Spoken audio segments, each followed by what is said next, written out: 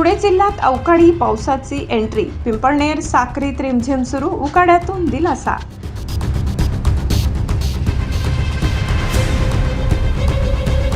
पिंपळनेर साक्री परिसरात अवकाळी पाऊस, नागरिकांना दिलासा, शेतकऱ्यांची वाढली चिंता। हवामानाचा अचानक बदल, धुळे जिल्ह्यात रिमझिम पाऊस, पिकांवर संकटाची शक्यता। धुळे जिल्ह्यात अचानक हवामानात बदल झाल्याने पिंपळनेर आणि साक्री तालुक्यात अवकाळी पावसाने हजेरी लावली आहे। दुपारच्या सुमारास रिमझिम पावसाला सुरुवात झाली असून परिसरात वातावरणात गारवा निर्माण झालाय। हवामान विभागाने वर्तविलेल्या अंदाजानुसार हा अवकाळी पाऊस सुरू झाला असून काही ठिकाणी ढगाळ वातावरणही पाहायला मिळत आहे।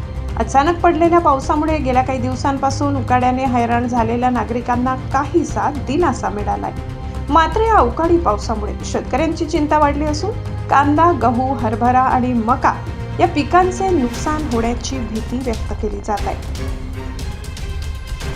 सम्राट V7 न्यूजसाठी मुख्य संपादक रसिक गावी यांचा रिपोर्ट।